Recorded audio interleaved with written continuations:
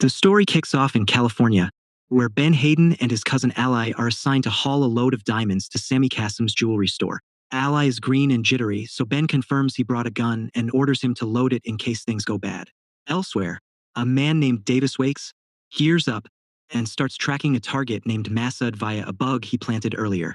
Davis tails him, cuts him off, pulls a gun, pats him down, grabs his phone, locks him in the trunk, and drives off in Masud's car. At Sammy's store, the owner eyes Ally suspiciously, doubtful of a newcomer. Ally insists he's up to it. Sammy hands Ben a briefcase of fake stones and, in private, lays out the real play. They're moving two separate diamond parcels worth about $3 million. The actual gems must ride hidden in Ben's socks, and Ally can't know. Sammy also passes Ben his personal gun and hints that a car outside will shadow them for backup. As Ben and Ally pull away, Davis arrives, parks, and quietly slips in behind them. Once the route takes them to a quiet loading zone, Davis masks up, slams his car into theirs, and steps out with his weapon raised. Ally freezes.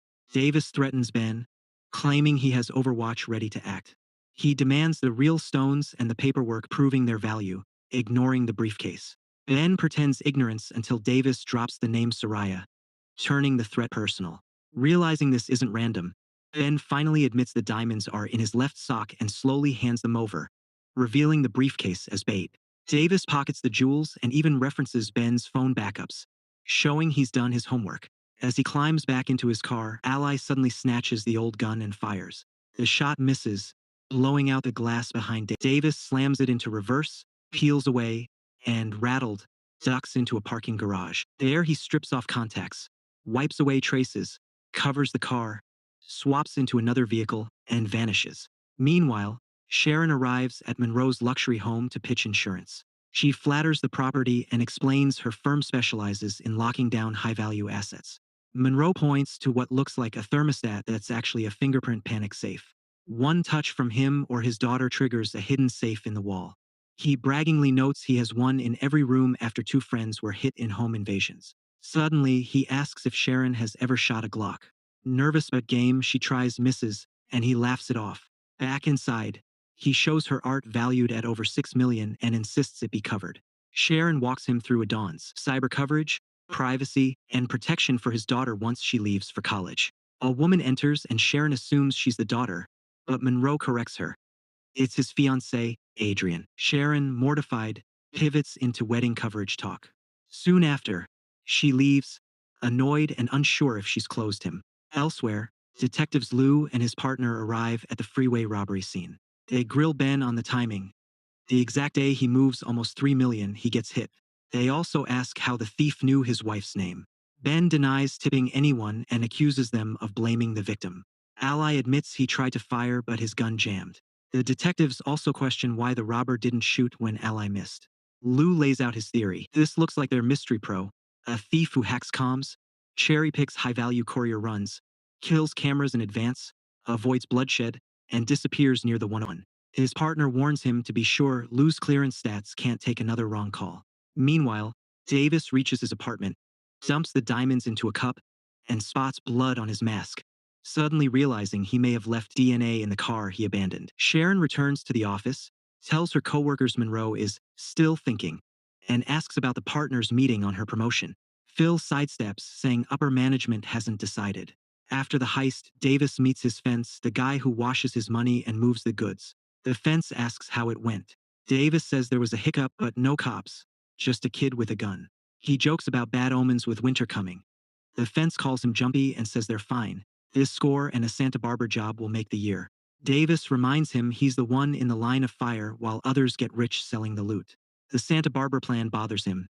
Daytime, through the front door, crowds around. It clashes with his low-key style and increases the odds someone gets hurt. The fence asks if he has a smarter approach. Davis only says they're working on it. When Jonathan's name comes up, it's clear another operative is already moving. That night, Davis starts digging into Sharon's life. Sharon attends a team meeting and gets paired with a new hire, Meline Adcock, for high net worth home accounts. She briefs the team on the promising Monroe estate and potential wedding package. Phil steers things toward a bigger headache. A seven-figure claim from jeweler Sammy Kassem. The courier was robbed on the very day he carried $3 million in stones. too neat to ignore. Phil suggests she lean on her police contacts for polygraphs on Sammy and the courier. Sharon wants to chase Monroe instead, but Meline quickly offers to grab that account. Reading the office politics, Sharon lets it happen. At the same time, investigators press Sammy Kassem. They hammer the suspicious timing. Sammy bristles, saying he's run his shop for decades, to multiple locations, and wouldn't torch it now. He swears he never called anyone about the run, only sent an email.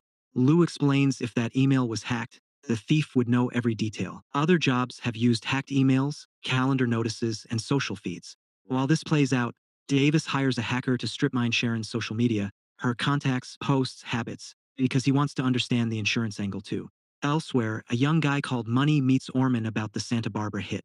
Money says his usual shooter bailed, scared of collateral damage. Orman compares him to his father, who never flinched, and frames this as a test. If Money wants to prove himself, this is it. Money agrees. Later, Davis sits at a red light when Maya rear-ends him.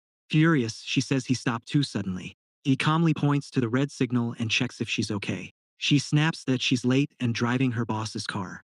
When she asks for his insurance info, he tries to dodge it, whipping out a thick roll of cash and offering to pay right then. She eyes the stack, asks if he always carries that kind of money. He shrugs, claiming he just wants to keep it simple, but she refuses. If she doesn't file it properly, she could be fired.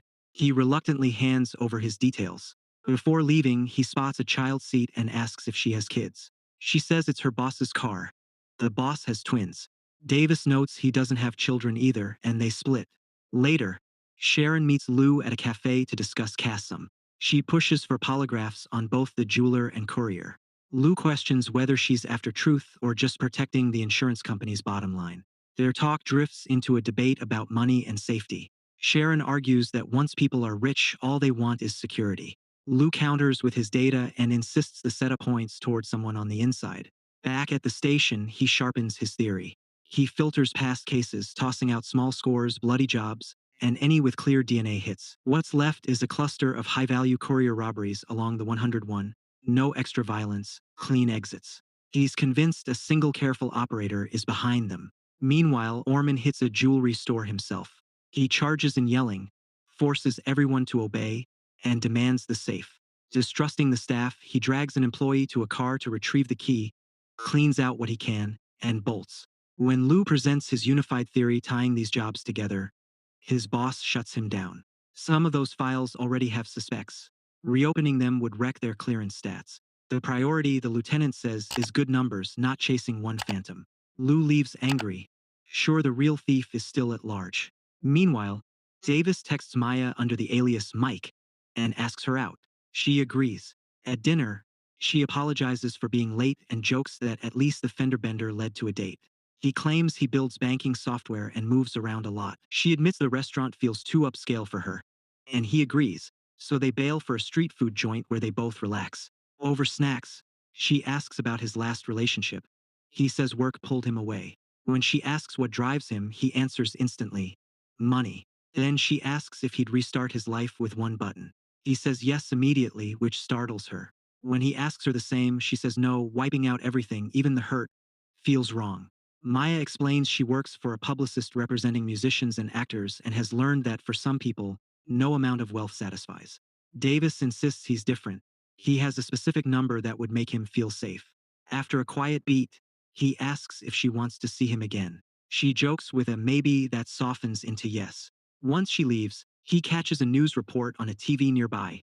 A high-end jewelry store in Santa Barbara was robbed just after 10 that morning. The thief stayed masked with a motorcycle helmet throughout. The anchor links it to other notable robberies across Southern California and calls for witnesses. At the station, the squad debriefs. Witnesses saw nothing useful. One terrified worker even humiliated himself, prompting grim jokes about the 101 robber. Lou replays the footage. The timing, location, and setup match his pattern. But the robber's wild, aggressive behavior doesn't. Their usual suspect avoids chaos. Lou decides either the pro changed tactics or this was someone else using his playbook. Davis confronts Money about Santa Barbara. He demands a cut, saying the job was his concept. Money argues Davis stepped back, so he handed it to another guy. Davis says it was about trust and method, not cash. Money shrugs and claims Davis owes his success to his network. They part on bad terms. Later, Money pitches Orman a new strategy. Let Davis keep robbing couriers, then rip him off afterward. Let him take the risks, then steal his score. Money gives Orman the handle of a tech middleman Davis uses and tells him to watch for that contact. Davis will appear sooner or later. Soon after, Davis visits the tech guy, pulls new intel, and leaves. Orman quietly tags his car with a tracker. Back at his place, Davis studies Sharon's calendar and personal details. The next day, he accidentally bumps into her by her car and compliments it. She jokes that life's too short for boring rides and quotes Elvis on Style. He plays along, saying he'd drive a gold Cadillac. She asks what he actually drives. He says it depends on the day, today something with personality. She laughs that maybe she picked the wrong career if his lets him rotate cars like outfits. He challenges her to guess his. If she's right, he'll hand over the keys. She guesses a Chevy Chevelle in racing green. She nails the color but not the model. She calls that a decent score. They finally trade names. He says Mike. She says Sharon. The chemistry feels easy. At the station, the team reviews the last camera shot from the earlier robbery. Lou again asks if the suspect appeared on the 101. Still no. He concludes the thief must have switched vehicles within the 30-block gap between the last camera and the freeway and demands a full sweep. Meanwhile, Maya visits Davis's apartment and notices how stripped down it is. No photos, no keepsakes. His answers about his past stay vague, and she calls him a mystery. She cranks up music, pulls him into a dance, and jokes that someone needs to teach him how to act human. He eventually slackens his guard. She asks if he's happy and whether she should stay. After a pause, he says yes. The next morning, Davis realizes he's being tailed. He searches his car, finds the tracker, and immediately relocates to a new place. At the same time, Lou's canvas pays off. Officers find the abandoned getaway car in a garage. Forensics pull a single drop of blood, and Lou rushes it for DNA, newly hopeful. Later, Davis meets Sharon at an art exhibit and then over dinner. She explains her work insuring the wealthy, saying she profiles their routines, weak points, and exposures. When he asks what she reads in him, she calls him tightly controlled, shaped by a shaky childhood. Davis then admits their chance meeting was planned. He's been watching her and wants to bring her into a job. Sharon instantly realizes he's a thief and refuses, insisting her career is clean. He pushes back, arguing her clients aren't saints either. She cuts the conversation short and walks out. Outside, Davis spots the same biker who's been stalking him. He chases him down. The rider, Orman, crashes and flees into a shop. Cornered, he confesses someone hired him to watch Davis, making it clear Davis is being lined up for something. Meanwhile, Sharon bumps into Lou at yoga. The mood is light until he gets a call about a suspicious man by the 101. Units respond, shots ring out, and a young man is hit. Lou insists he never saw a weapon. Others swear they did.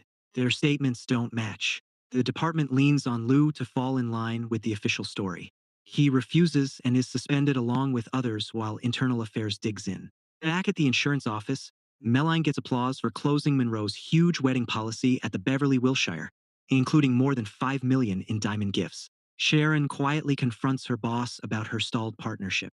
He pushes it off again and hints clients prefer younger faces, effectively killing her hopes. She realizes the firm never planned to make her partner. Soon, Lou receives the DNA match and studies it. At the same time, Sharon rethinks everything and calls Davis, agreeing to help. She supplies inside intel. A courier from Antwerp will bring watches and gems worth $5.5 million for a billionaire's Beverly Wilshire wedding. Armed guards will escort the courier, and the buyer will pay in cash to dodge taxes, meaning nearly $1 million will be on site in bills. Davis asks how the cash is protected. Sharon admits the policy covers only the jewels. The cash setup is murky. He hesitates, the risk is high. She pushes back. This one is different, 11 million total, enough to truly disappear. Davis says walk away money only matters if you walk away alive. He presses her on what flipped her. She finally admits she's realized she might not have as much time as she thought. Meanwhile, Lou visits the address tied to James Davis. A woman answers, and her reaction to the name tells him she knows his target. Later, Davis listens to a forwarded voicemail from her, saying police dropped by, claimed to worry about his safety, and asked her to call. He understands the net is tightening. He meets Sharon again to confirm the courier's timing. She predicts a Friday or Saturday arrival ahead of the Sunday wedding. He hands her a burner phone and orders her to destroy the SIM after each call. She's taken aback, but he insists paranoia is survival. Days later, Sharon secures detailed security plans. Before she can pass them along, Orman ambushes her and threatens her life. Panicked, she spills the same heist details she gave Davis. Shaken, she runs to Lou and confesses everything: her role, the plan, the money. Lou warns that, by her own admission, she's in on a felony conspiracy and could lose both career and freedom. For safety, he tells her not to sleep at home and offers his place as cover. He then asks for everything she knows about Mike. Lou dives back into the evidence, locking more pieces around Davis. Meanwhile, Davis tells Maya he has to leave town for work. She feels him pulling away and says she likes him but doesn't actually know him. No photos, no backstory, no friends. He asks her to wait. She asks what exactly she'd be waiting for. He talks again about money and growing up cornered, but she says he already seems to have enough. He stays silent and she walks out. On the day of the wedding heist, Davis heads toward the airport while Orman prepares separately. Lou, posing as Mr. Foster, meets the courier and makes small talk about cars and old caper movies like the Thomas Crown Affair. Keeping things smooth, Sharon confronts Meline at work, warning her not to trust the firm's promises and realizing her own years of loyalty never meant partnership. At the Beverly Wilshire, the operation kicks in. Davis enters Monroe's suite, pulls a gun, and orders Monroe and the guards to their knees. The diamonds go into a bag. The cash stays locked in the safe. Suddenly, Lou draws on him and announces the arrest. Davis insists he's never hurt anyone and doesn't want to start now. The room tightens. Then Orman storms in and aims his gun at both men. Without hesitation, he shoots Monroe. Chaos erupts. Davis fires back and kills Orman. When it's over, Lou tells Davis he knows he's the 101 robber and vows he'll never work again.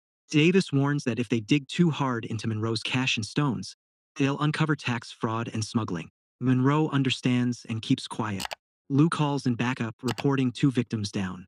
Time passes and the city moves on. Davis messages Maya, trying to mend things. In a strange parting gift, he sends Lou his car. Lou takes it out, the engine running smooth and strong, as Los Angeles keeps rolling like nothing ever happened.